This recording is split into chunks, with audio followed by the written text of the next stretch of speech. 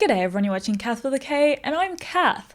This week I'm going to do a much less edited video, pretty much just out of necessity because I have exams at the moment, so I don't really have a lot of time to edit.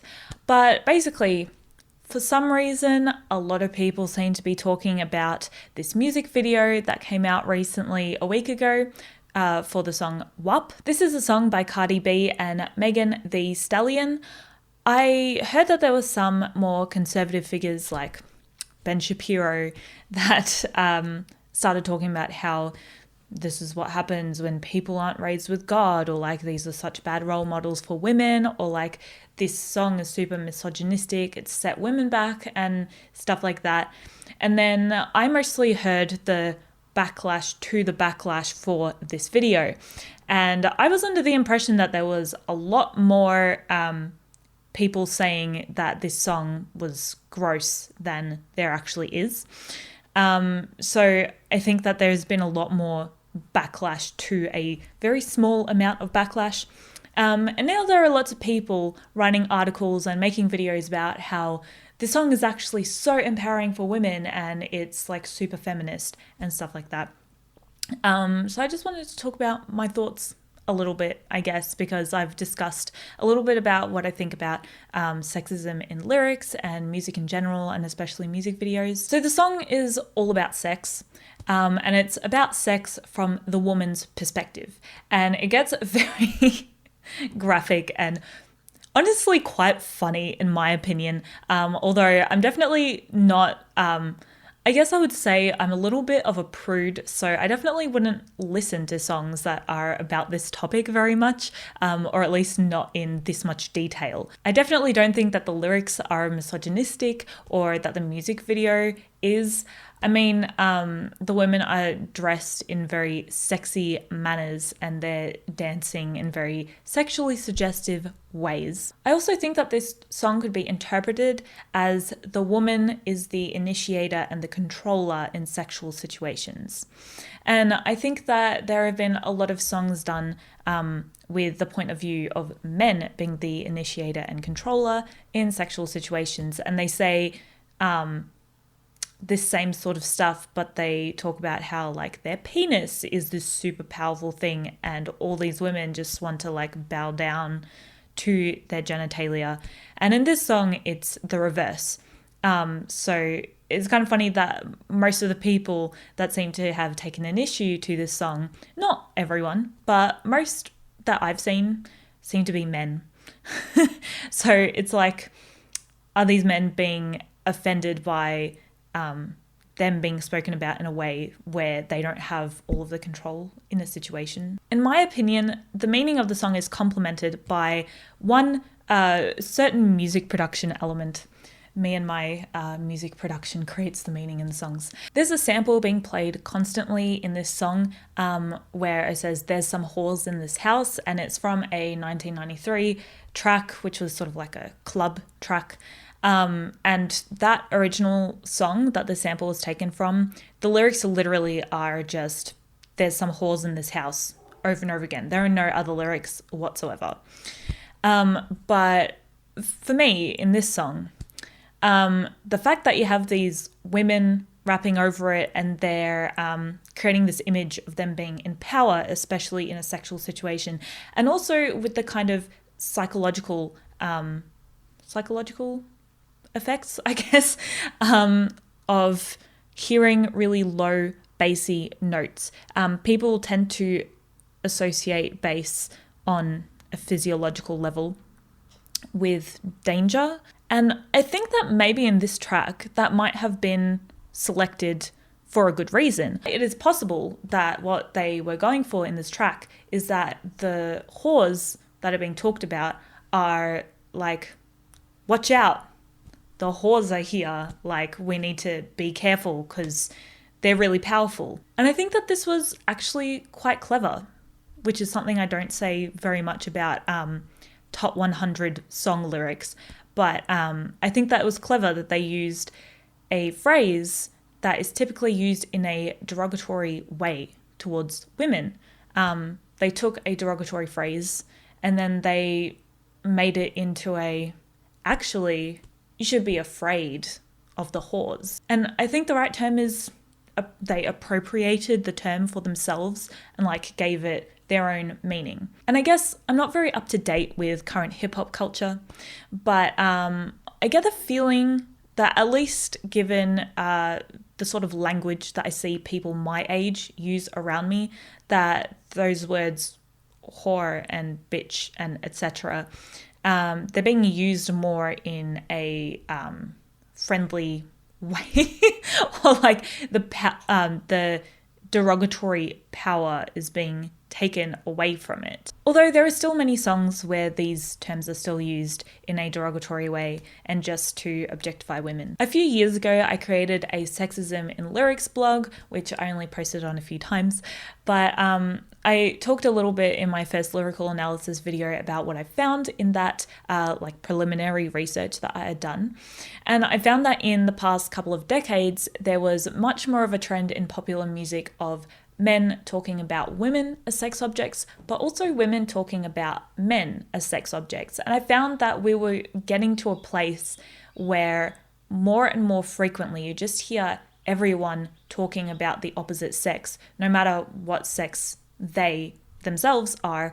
They talk about the other sex in an objectifying way. And I feel like a lot of popular music, this is sending the message that, you know, we should just all objectify each other. And like, who cares about the feelings of someone who can give you sex? I think that especially in hip hop music, women started objectifying men a lot more as a reaction to how men have talked about women in music for decades.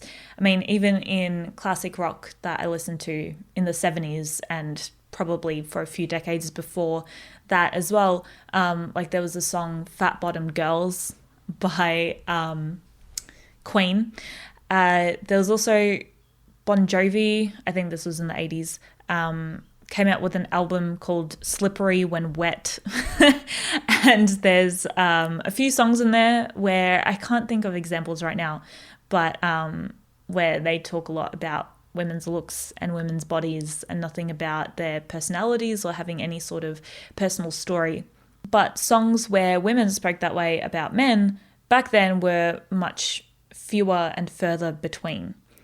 I'm not sure if that is the correct way to form that phrase. I think that people who are upset with women who come out with very sexually explicit songs, where they also talk about being more in control of the sexual situation, and maybe not this song specifically, but other songs where women sing about sex or rap about sex, where they talk about how they have all the power in the situation and the man is just there for her sexual pleasure. People who are getting mad at songs like that, they should probably get more upset about the root of the problem, because I think that these sorts of songs are just a reaction to what I just spoke about. Another point that I've also raised in a previous video when I was talking about Trolls by 6ix9ine and Nicki Minaj is that when men are singing about sex and they make a music video, women are the ones who look sexy in the video and who are in bikinis, and the men are fully clothed. And then when women are singing about sex, in this particular music video, there weren't actually any men in it. But still, all the women were in bikinis or really tight clothing and having various parts of their body zoomed in on in slow motion. Another example of a song where women are singing about sex and they are sexualizing themselves in the music video is Bang Bang by Ariana Grande, Jessie J and Nicki Minaj. And then talking about men's songs about sex, I've written down a few examples here. You've got Gruber, which I think has a few other topics in it as well, but basically all the women are in underwear and they're being sexualized. They have no other purpose in the video other than to be sexy. You've also got No Guidance by Chris Brown, Watermelon Sugar, which I also analysed a few months ago. And then a lot of songs that aren't even about sex, and there's no reason for people to be looking sexy in the music video, even if it is about love, but it's not specifically about sex. A lot of these music videos have women in bikinis and dancing suggestively as well.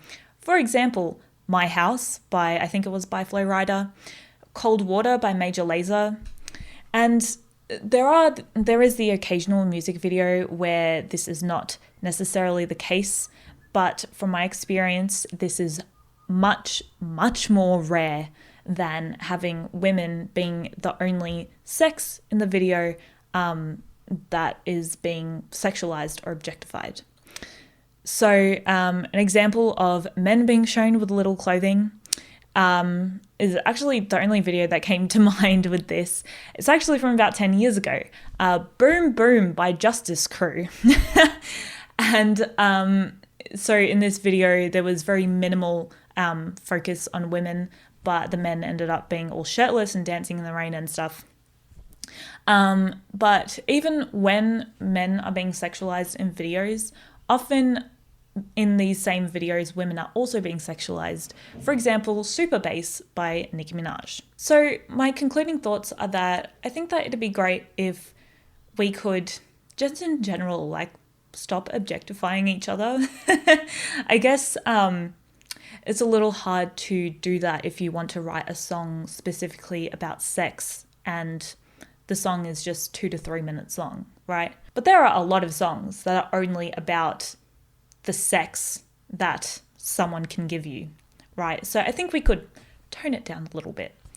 Also, I think that if women are going to have this response to men objectifying them in their songs and their music videos, then I think that it would probably be, even though I don't necessarily want men to be objectified either, I think it would make more sense as a response to have the women being fully clothed and having the men have to entertain them being half naked, rather than the women just also being the sexualized ones. I feel like it's not fully fair for women to be the ones sexualized in both situations. Also, I think that a lot of women who are trying to create an image of being very powerful, being sexual ends up being a very large part of that. And I think that it's not very helpful for very out there sexuality that is like a really core part of your image to become so tightly linked with female power. I think that a great example of a woman who uses her sexuality to add to her image of being powerful is Beyonce.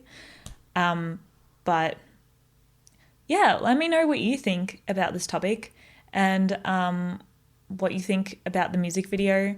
I guess, I mean, I'm not really a fan of the song or its lyrical content, but I don't think it's any worse than anything else that comes out like every other week. Next week on Monday, I'll be coming back with another music production analysis. So if you're interested in that and want to stay up to date with my videos, then please subscribe and hit the bell to make sure that you get notified every Monday when I post a new video, and also occasionally on Fridays. I hope you have a lovely week, even if you're all in quarantine, like me.